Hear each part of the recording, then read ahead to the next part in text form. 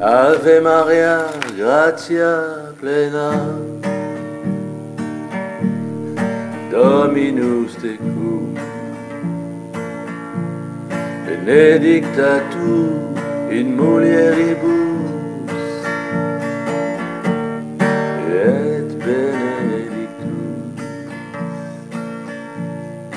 fructus ventris tui, Iesus. Sancta Maria, Mater Dei, ora pro nobis peccatoribus, nunc et in hora mortis nostrae. Ave Maria, gratia plena, Alleluia, Alleluia, Alleluia,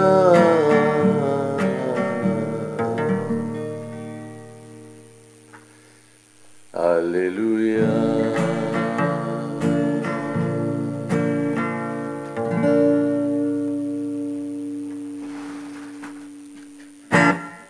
Bonne journée. Alors, chers amis de la Croix Glorieuse, chers frères et sœurs, aujourd'hui, nous sommes le 13 juin et nous allons célébrer la messe du 3e dimanche après la Pentecôte. Cependant, j'aurais aimé vous lire avec plaisir une missive du père Grenon, l'abbé Grenon, qui a écrit quelque chose de très beau pour savoir si Dieu était vraiment Dieu. Parce que, bien sûr, nous ne doutons pas de la divinité du Christ, mais autour de nous, il y a tant de gens qui doutent encore de sa divinité que je me suis permis de vous lire ces quelques lignes. Jésus-Christ, le Messie promis, est bien le Fils de Dieu. Il est vrai Dieu. Et on le prouve de la manière la plus claire et la plus évidente, par les prédictions des prophètes, par les témoignages de son Père céleste, par ses propres témoignages, par la doctrine des apôtres et par la doctrine de l'Église catholique. Alors, pour ceux qui restent encore incrédules, je ne parle pas de nous, mais des gens autour de nous que nous rencontrons, alors je continue cette lecture. Si Jésus-Christ n'est pas Dieu, comment se fait-il que toutes les prophéties relatives au Messie se soient accomplies si exactement dans sa personne? Comment expliquerez-vous alors ces paroles du Père céleste qu'il appelle son Fils bien-aimé, en qui il a mis toutes ses complaisances?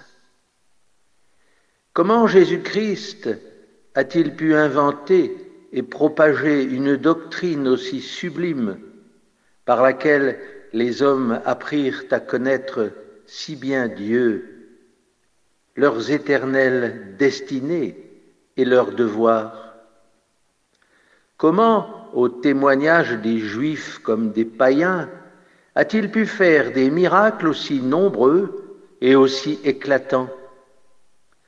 Comment ses disciples ont-ils pu en opérer de non moins étonnants en invoquant son nom?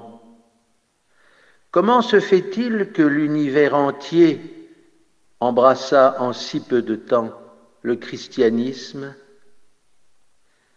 Comment se fait-il que tous les efforts de l'impiété armée n'ont pu jamais venir à bout de le détruire? Les hommes les plus vertueux, et les plus heureux ne sont-ce pas les vrais chrétiens, vivant d'après la doctrine de l'Évangile et de l'Église catholique, appartenant à la seule Église que Jésus-Christ a fondée avec Saint Pierre? Ces preuves courtes et péremptoires de la divinité de Jésus-Christ confondront l'incrédule et le réduiront au silence. Parce que Jésus-Christ est le vrai Dieu. Amen. Saint Léon le Grand nous a dit: les prophètes l'ont annoncé d'avance comme le vrai Dieu, et il a été proclamé comme tel par les apôtres. En plusieurs endroits des livres prophétiques de l'Ancien Testament, Jésus-Christ, le Messie promis, est appelé Dieu, Dieu avec nous, le Très Saint, etc. Isaïe disait: un enfant nous est né, un fils nous est donné, il porte sur son épaule le signe de sa domination.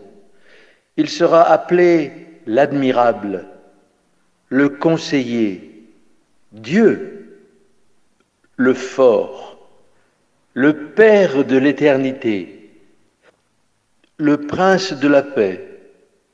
Il étendra de plus en plus son empire. Il établira la paix éternelle. Il s'assiera sur le trône de David. Il fondera et il affermira son règne sur la justice et l'équité, dès maintenant jusque dans l'éternité.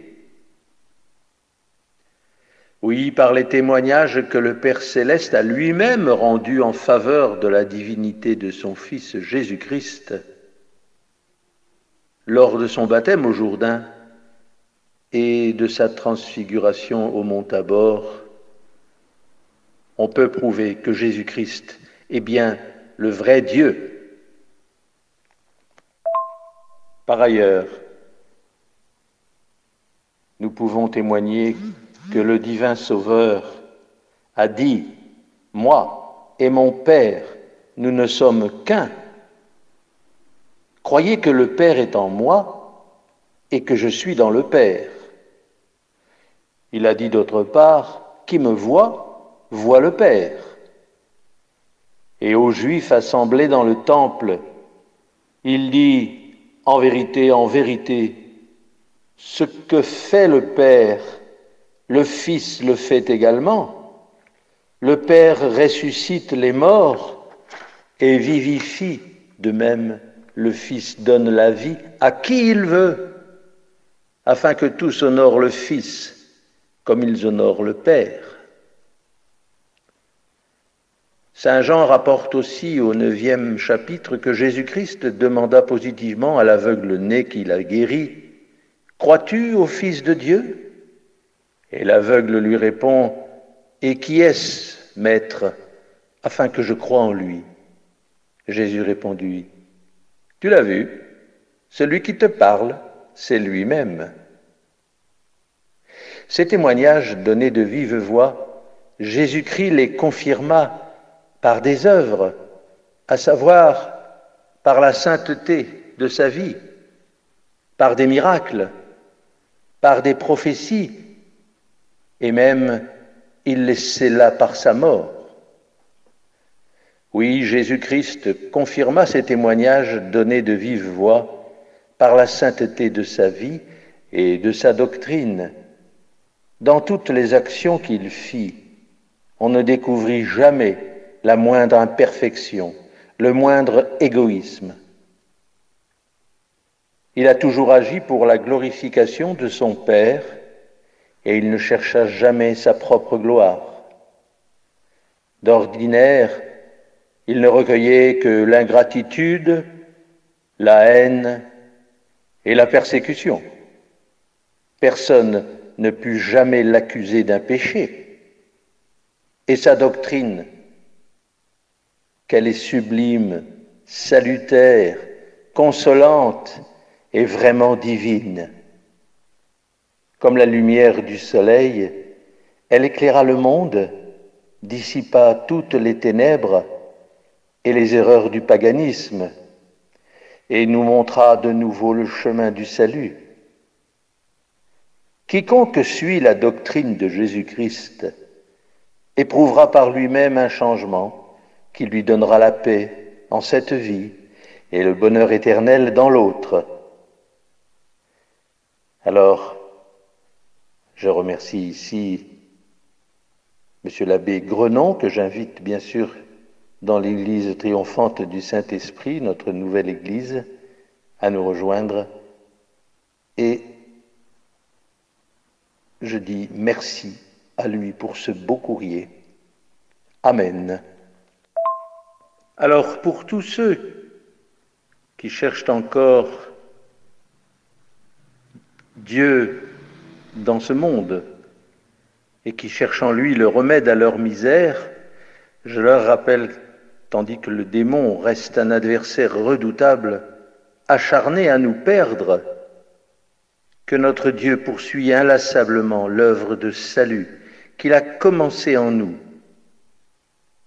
Et Saint Pierre nous invite toujours à demeurer vigilants, fermes dans la foi et à nous décharger sur le Seigneur des soucis qui nous accablent. Amen. Le Fils de Dieu se présente à nous comme le bon pasteur qui aime son troupeau, qui part à la recherche de la brebis perdue et qui veut nous rassembler tous dans son pâturage. Nous avons un Sauveur riche en miséricorde et en tendresse. En retour, il nous demande confiance et amour. Vers vous, Seigneur, j'élève mon âme. Mon Dieu, en vous je me confie, et je n'aurai pas à en rougir. Seigneur notre Dieu, vous êtes la protection de ceux qui comptent sur vous, car sans vous, rien n'est fort et rien n'est saint. Multipliez pour nous vos gestes de miséricorde, afin que sous votre conduite, nous passions à travers les richesses de ce monde sans perdre les biens de l'éternité. Par Jésus-Christ, votre Fils, notre Seigneur. Amen. Regardez-moi, Seigneur, et prenez-moi en pitié, car je suis seul et malheureux. Regardez, je suis terrassé et accablé, et pardonnez-moi tous mes péchés, ô mon Dieu. Vers vous, Seigneur, voici l'élan de mon âme. En vous ma confiance, ô mon Dieu, que je n'ai pas à en rougir. Seigneur Dieu, protecteur de ceux qui mettent en vous toute leur espérance, car sans vous rien n'est solide et rien n'est saint. Multipliez donc envers nous les gestes de miséricorde, pour qu'en vous prenant pour chef et pour guide, nous passions à travers les biens de ce monde sans perdre ceux de l'éternité, sous la protection de votre Saint-Esprit dans notre Église nouvelle et triomphante d'éternité. Amen.